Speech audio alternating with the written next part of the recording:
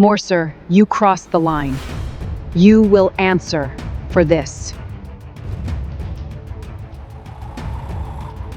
What are you doing, Calvin? Stopping you. Night Harbor, 2012. We buried the report. I'm the only one who saw it. Effective immediately, I am reopening Operation Night Harbor.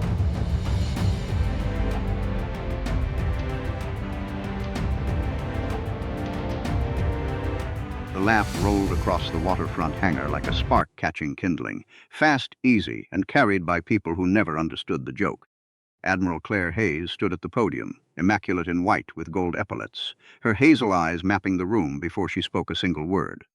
At the back of the civilian section, Calvin Mercer stood apart, bald, broad-shouldered, no lanyard, no name badge, a man who looked like he'd come to fix something instead of attend a ceremony. The Admiral's gaze lingered on Calvin just a second too long, her polished voice slicing through the silence. "We're grateful for every kind of support today," she began, her pause deliberate, her smile sharp as a blade. "From our naval families, our command staff, our contractors," she let the words hang softer now, almost playful. "And our dock workers, of course," she added, polite laughter rippling through the crowd like a tide. Calvin did not smile. He did not look away. His fingers curled around the silver pocket watch in his pocket, its weight familiar as his own breath. Nobody in that room knew the watch had once belonged to a man who had saved lives in the Atlantic 12 years ago.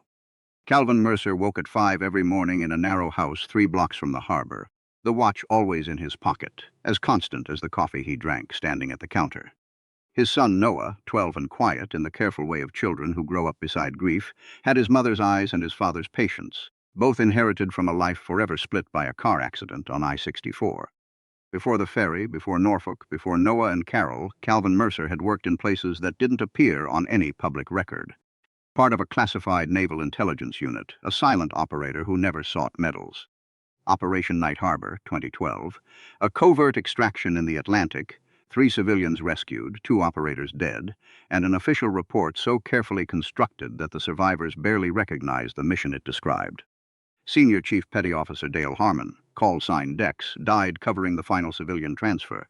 Petty Officer First Class Raymond Coulter died 30 meters behind him. The official report claimed unauthorized tactical deviation, but Calvin knew the truth. Someone with high-level access had routed their position to a hostile frequency during a 37-minute window that vanished from the logs. Calvin had reported it once. The officer above him had looked at the report, looked at Calvin, and said, "You didn't see what you think you saw." 2 weeks later, Calvin signed papers that ended his career and buried the truth, leaving Carol and Noah at home, the watch tucked away, its meaning too heavy to explain. Today, Calvin was at Norfolk Naval Station because Dale Harmon's younger brother Marcus was receiving a civilian commendation, a promise kept after years of quiet visits to the Norfolk Veterans Center. Calvin had not known Admiral Claire Hayes would be running the ceremony, had not planned to be noticed, but now the watch burned against his hip, warm as a secret. The Admiral's dock worker remark cut through the ceremony like a knife, her laugh carrying the weight of authority, her eyes still fixed on Calvin Mercer at the back of the hangar. Calvin's fingers tightened around the watch as the words settled into the room, the 37-minute gap pulsing in his memory like a fuse. The ceremony moved forward with practiced precision, Hayes' voice calibrated for command, her every pause timed, her every word a weapon, in a room full of people who followed her lead. During the reception break, Hayes crossed the hangar with the effortless authority of someone who had spent a lifetime shaping rooms around her presence.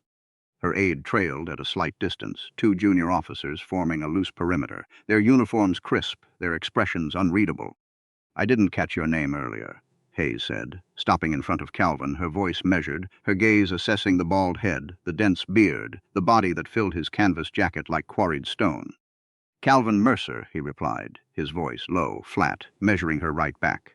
The kind of look that measures without announcing what it's measuring. "And what do you do, Mr. Mercer?" she asked, her tilt of the head almost imperceptible, her smile practiced for moments like this. "Ferry captain." "Pier 9, he said, his answer clipped, his stance unyielding. "That's quite a distance to come for a ceremony," she noted, her tone implying more than the words suggested. "Not really," Calvin replied, his silence heavier than any justification she might have expected. "Did you serve?" Hayes pressed, her question sharp, her assessment visible in the way her hazel eyes narrowed just enough to read a man's worth in seconds. Yes, Calvin answered, his single word carrying the weight of 14 years of silence.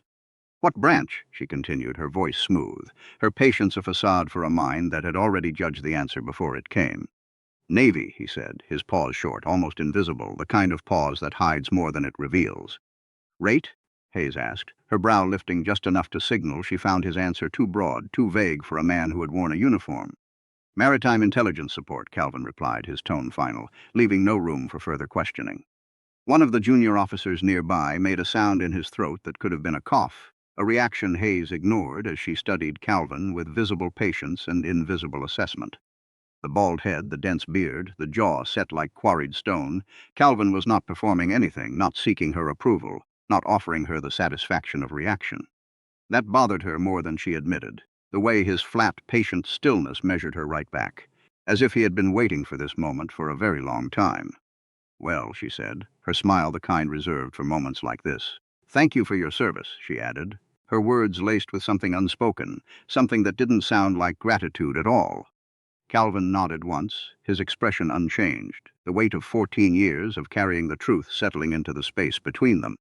She moved on, but she looked back once, just once, her eyes colliding with his flat, patient stillness, the unspoken challenge of a man who had stopped being in a hurry a long time ago. Commander Elise Bennett had been watching the entire exchange from the moment it started, her sharp hazel eyes missing nothing, her mind moving faster than her composed expression let on.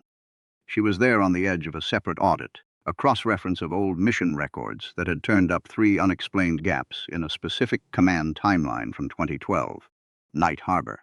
For 8 months, she had been trying to find a living witness, someone who could confirm what the logs refused to say, someone who knew the truth buried beneath the official reports. When Hayes made her dockworker comment, Bennett had watched Calvin's hand move to his coat pocket, his fingers closing around something small and heavy. During the reception break, she moved closer, her tailored navy blue suit exuding poise, intelligence, and quiet authority as she stepped beside him without introduction. The watch, she said, her voice calm, precise, her eyes already reading the engraving on the back, 3 letters, DWH, and below it a compass rose with one arm pointing north, the other broken off at the midpoint. Calvin looked at her sideways, assessing, unhurried, before taking the watch from his pocket and placing it flat on his palm between them. Bennett's breath escaped slowly as she read the name aloud, Dale William Harmon, her voice barely above a whisper, the weight of 8 months of searching settling into her bones. Calvin said nothing, his silence speaking volumes in a room where the harbor sounds moved through the hangar walls like echoes of the past, water, distant machinery, a foghorn somewhere south on the bay. I've been pulling communications logs from Night Harbor for 8 months, Bennett continued, her voice low, her tone measured. The timestamps don't match the command records. She paused, letting the implication hang in the air like a threat, before adding, someone altered the sequence of events in the 37 minutes before the extraction point was hit. A long silence stretched between them, the kind that fills a room when the weight of truth becomes too heavy to ignore, the kind that makes the air thick and still. Calvin finally spoke, his voice steady, his words deliberate. I know. I was on the communications board when they altered it. The luncheon portion of the ceremony was held in the Naval Station's waterfront hall, a room of long tables, framed photographs, and flags arranged with deliberate symbolism.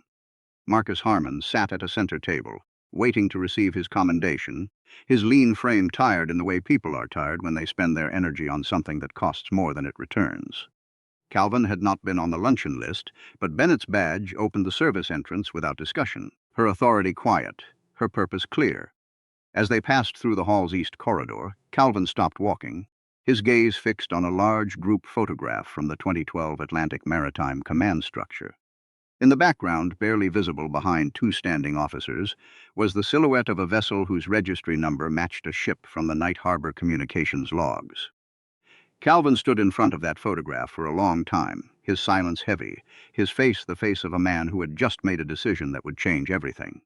Bennett stood beside him, her understanding the need for space before some things could be converted into action, her poise unshaken, her mind already racing ahead. When Calvin turned toward the luncheon room, his face was the face of a man who had been waiting 14 years for this moment. Hayes was already seated at the head table when they entered, her presence commanding the room, her eyes narrowing just enough to notice Calvin the moment he came through the door. Something tightened around her eyes. Not fear, not quite, but a recalibration, a shift in the balance of power as he moved from the edge of the crowd into the room where she was in charge. Calvin sat down beside Marcus Harmon, whose eyes flickered from Calvin to the watch, now resting on the table between them, his hands going still, his breath catching. "You were on it," Marcus said, his voice low, barely audible, his words not a question but a statement of fact that carried the weight of years of unanswered grief. "Yes," Calvin replied, his voice steady, his words simple, his presence a bridge between the past and the truth Marcus had longed to hear. "You knew him," Marcus continued, his jaw working, his grief raw, his voice cracking just enough to betray the years of silence. "He was the best operator I ever worked beside," Calvin said, his words carrying the respect of a man who had stood beside Dale Harmon in the darkest moments of their lives. Marcus looked down at the table surface, his hands clenched into fists, his voice barely a whisper. "They told us it was a training accident." Calvin's voice was firm, his tone leaving no room for doubt. It wasn't. Hayes had been watching from the head table, her eyes missing nothing, her composure cracking just enough to reveal the recalibration in progress. She could not hear the conversation, but she could read the body language. Marcus Harmon's shift from uncertainty to something older and heavier, Calvin's absolute stillness, the watch between them. She understood in that moment that the ground had moved beneath her, that the man she had laughed at was no longer at the back of the room, but in the heart of the room where she held power. Commander Bennett stepped to the center of the room, her voice carrying the composed, precise tone of someone who had been building toward this sentence for a very long time. She did not raise her voice. She did not announce herself dramatically. She simply said, "Before we proceed, I'm opening a formal case review under Naval Investigation Authority. Case designation Night Harbor, 2012. Anyone with relevant information is requested to remain available following this event," she added, her words cutting through the room like a blade, the silence that followed heavier than any explosion. A senior captain at the far table looked at Hayes, his expression a mix of surprise and dawning realization, his gaze flickering between her and Calvin. Hayes looked at Calvin, her hazel eyes locked onto his, her composure a mask for the recalibration happening inside, her world shifting beneath her feet. Calvin looked back at her, his expression unchanged, the flat, patient weight of a man who had waited 14 years for a room to go quiet in exactly this way. The formal investigation opened the following morning at Norfolk Naval Station's legal offices, the room small, the atmosphere heavy with the weight of truth that had been buried for too long. Bennett ran the proceedings with the precision of someone who had been preparing for this moment without knowing exactly when it would arrive, her every action deliberate, her every word measured. Calvin gave his account over 6 hours, sitting at a plain table in a room with one window looking out over the harbor, his voice steady, his words flowing from memory like a man speaking about something that had lived inside him for a decade and a half. He spoke without rage, without embellishment, with the relentless clarity of someone who had 14 years to understand exactly what happened on that night in the Atlantic. Operation Night Harbor had been a maritime intelligence recovery mission, a covert extraction of compromised documents from a vessel intercepted in contested waters. 3 civilians aboard were secured and removed, the exfiltration route approved through a command channel that ran directly through Hayes's operations division. Then the ambush came, not a lucky contact, but a kill zone, the enemy knowing the exact route, the timing, the extraction point, as if they had been waiting for them. 2 operators died covering the civilian transfer, their deaths recorded as unauthorized tactical deviation, a phrase designed to erase the truth and bury the men beneath lies.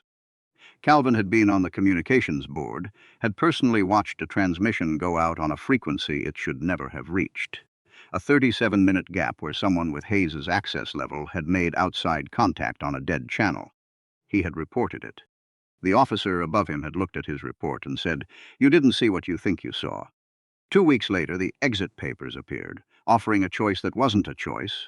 Sign the reassignment papers or face an internal misconduct review, built on testimony from people who owed their careers to the people who had buried the truth. When Calvin finished speaking, Bennett turned off the recorder and sat quietly for a long moment, her understanding the weight of what had just been spoken, the truth finally breaking free after 14 years of silence. She laid 3 items on the table in front of him. The original communications log from Night Harbor, a reconstructed timeline based on satellite records her team had recovered, and a financial disclosure form from a Norfolk Port development contractor active in 2012. The contractor received a federal grant allocation through the Norfolk Harbor Modernization Fund 6 weeks after Night Harbor closed. Bennett said, her voice low, her tone deliberate, her eyes never leaving Calvin's. The grant approval panel included a rotating advisory board, she continued. Hayes was on that board. Calvin looked at the documents, his silence heavy, his understanding settling into the room like a storm that had been waiting to break. She didn't just alter the report to protect her career. Bennett said, her voice steady, her words cutting through the room like a knife. She protected a business arrangement. Calvin's voice was quiet, his words measured. The men who died were the cost of keeping that arrangement intact. The room was very quiet, the kind of silence that fills a space when the air itself seems to hold its breath, the weight of the words settling into the room like a shroud. Calvin looked out the window at the harbor, the water moving without caring, without asking permission, without stopping, indifferent to the weight of the truth he had just spoken. Bennett broke the silence, her voice soft but firm. Why didn't you come forward sooner? Calvin kept looking at the water for a long moment, his silence heavy, his words slow to come, as if the weight of 14 years had settled into his bones. Because my son needed a father who was present, he finally said, his voice steady, his words carrying the quiet strength of a man who had made impossible choices. Not a man who burned himself to nothing fighting something that wasn't ready to be fought yet. He turned back to Bennett, his expression resolute, his voice firm. Now it's ready. The financial audit opened a second door that no one had anticipated, revealing a trail of corruption that ran deeper than anyone had imagined. Its roots tangled in the same port where Calvin Mercer ran a ferry 6 mornings a week. When investigators began tracing the contractor payments connected to the Night Harbor Command breach, the trail did not stop at a single grant. It ran through 7 separate federal allocations over 9 years. Each allocation tied to port infrastructure upgrades at Norfolk. Each approved through advisory panels Hayes had served on in rotating capacities across multiple command assignments. Approximately $4.2 million had been diverted through shell billing to a property investment group in Virginia Beach. The dispersal records pointing to 3 individuals, one of whom was a retired Navy captain who had quietly advocated for Hayes's promotion to Admiral in the year following Night Harbor. The cover-up had not been only about career protection. It had been about money moving through the same port where Calvin Mercer's ferry cut through the harbor waters every morning.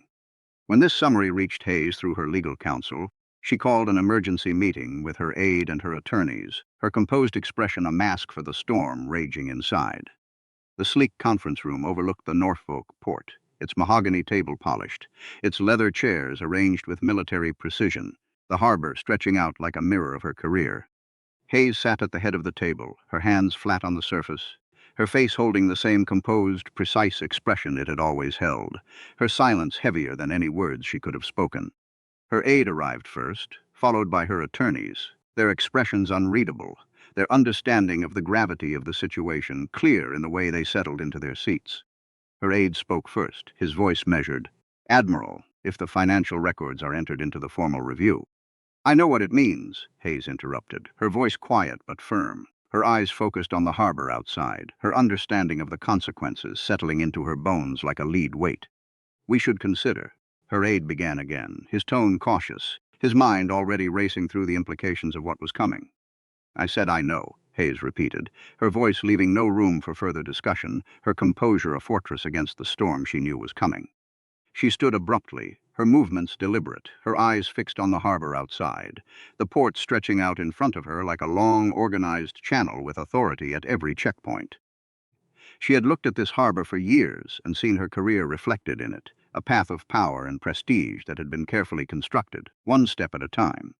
She had never once thought about the man running the Pier 9 ferry, never thought about Dale Harmon's family, never let herself think about the 37 minutes that had changed everything. She turned around slowly, her face holding the same composed expression, her voice quiet but deliberate as she said, "Get me Bennett's direct line." Her aide blinked, his surprise barely concealed. "To cooperate." Hayes looked at the harbor one more second, her eyes reflecting the water's indifference before turning back to her aide. "To tell the truth," she said, her voice steady, her words final, "before someone else tells it worse." The Navy Review Board convened at Norfolk Naval Station 14 days later, the proceedings closed, the documentation classified at appropriate levels, the room small, the atmosphere heavy with the weight of justice finally being served. Legal teams, investigation leads, and command representatives filled the space, their expressions serious, their understanding of the moment clear in the way they settled into their seats, their eyes flickering toward the witness table where Calvin Mercer sat. Calvin sat at the witness table in a clean shirt and a jacket he had owned for several years, the watch still in his pocket, no notes in front of him, his presence a quiet challenge to the room. He answered every question completely, without embellishment, without self-pity, without performing anything for anyone in the room, his voice steady, his words measured, his truth unshaken by time or pressure. He told the truth about Night Harbor, the truth about the 37-minute gap, the truth about the men who had died covering the civilian transfer, the truth about the lies that had buried them for 14 years. When he finished, the board's lead officer read a preliminary finding, his voice steady, his words deliberate, the room holding its breath as the truth settled into the air like a verdict. Admiral Claire Hayes is placed under immediate administrative suspension, pending full investigation into the 2012 Night Harbor Mission Report and the associated financial irregularities in the Norfolk Port grant program. Her security clearance is suspended. Her command authority is temporarily reassigned, the officer continued, his voice leaving no room for doubt, the room heavy with the weight of the moment. Senior Chief Petty Officer Dale William Harmon and Petty Officer First Class Raymond Coulter are recommended for posthumous recognition with corrected service records acknowledging their actual actions on the night they died. Their families will be told the truth, the officer concluded, his words final, the room silent as the impact of the words settled into the air like a stone dropped into still water. Calvin sat still as the finding was read, his expectations heavy, his relief quieter than any triumph, his grief for the men who had died too deep for words. What he felt was not relief or grief or the rush of a weight finally lifting. What he felt was quieter than any of those, a door that had been locked for 14 years now standing open. On the other side, not triumph, but light, air, the simple fact that it was over. Marcus Harmon was standing outside the building when Calvin came out, the harbor stretching out in front of them, the mid-morning light catching the water in flat silver sheets. They stood together in silence for a long moment, the weight of the past 14 years pressing between them, the truth finally spoken but still fresh, still raw. Marcus finally spoke, his voice low, his words careful. He would have told you that you didn't have to do this for him. Calvin's voice was quiet, his words measured. I know, he replied. His understanding of the man Dale Harmon had been settling into the moment like a bomb. He also would have said thank you anyway, Marcus added, his voice cracking just enough to betray the years of silence, the grief that had shaped his life since that night in the Atlantic. Calvin took the watch out of his pocket, his fingers tracing the worn edges, the cracked glass, the 14 years of weight it had carried as the only honest object in a dishonest story. He held it out to Marcus, his voice steady, his words final. He would have wanted you to have this, he said, offering the watch with both hands, the weight of the past finally lifting. Marcus looked at the watch, then at Calvin, then back at the watch, his hands reaching out with reverence, taking it carefully, the way a person takes something they had given up expecting to hold again. Neither of them spoke for a long time after that, the silence between them heavy with the weight of truth finally spoken, the past finally put to rest. The story reached the press 6 days later, a defense correspondent at a national publication breaking it first, the wire services picking it up the same evening. By the following morning, it was on the front page of every major outlet covering military affairs. The corrected records, the financial trail, the 14 years of silence carried by a man running a ferry in Norfolk, all coming out in specific, verifiable detail. Admiral Claire Hayes's legal team released a 4-sentence statement acknowledging the investigation, confirming her intent to cooperate fully, offering condolences to the families of Dale Harmon and Raymond Coulter, and declining further comment. It was not an apology. It was a statement designed to contain the damage, to control the narrative, to buy time in a storm that was only beginning to gather strength.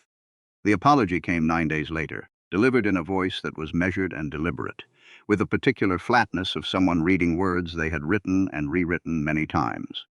Calvin was at Pier 9, preparing the morning run, the harbor stretching out before him, gray and steady, the ferry's deck beneath his feet, the watch tucked safely in his pocket.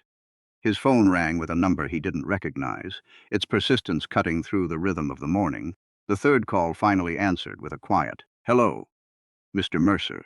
This is Admiral Hayes," the voice on the other end said, her tone measured, her words deliberate, her voice a reflection of the storm she had weathered since the investigation began. Calvin said nothing. his silence a space for her words to fill, his understanding of what was coming settling into the moment like a weight settling into still water. "I wanted to say this to you directly," she continued, her voice steady, her words carefully chosen. "Not through a statement, not through anyone else." She paused, letting the silence stretch between them, the weight of what she was about to say settling into the air like a shroud. "I was wrong," she began, her voice quiet but firm, her words carrying the weight of 14 years of lies. "What I did, the decision I made about that report, about those men, I told myself I was managing a complex situation. That the mission had already failed and the damage was done, and the most rational path forward was to contain it," she continued, her voice softer now, her words revealing the lie she had told herself for 14 years. "That was a lie I told myself to protect my career," she admitted, her voice barely above a whisper, the weight of her confession settling into the air like a stone dropped into still water, "and it cost 2 men their lives. It cost their families the truth," she added, her voice breaking just enough to betray the years of silence, the grief she had carried, the truth she had buried beneath layers of power and prestige. "And it cost you 14 years of carrying something that should never have been placed on your back," she finished, her voice steady again, her words final, her apology raw and unvarnished. Calvin stood at the ferry helm, the harbor moving ahead of him, gray and steady, the water's indifference a mirror of the moment, his understanding of her words settling into the silence between them. "Saying I'm sorry doesn't repair any of that," she continued, her voice quiet, her words acknowledging the depth of what had been lost. "I know that. I'm not calling to ask for forgiveness," she added, her voice steady, her words leaving no room for doubt. "I'm calling because you deserve to hear it from me, not from a press release. From me," she finished, her voice final, her apology delivered not for absolution but for truth, for closure, for the weight of 14 years finally lifted.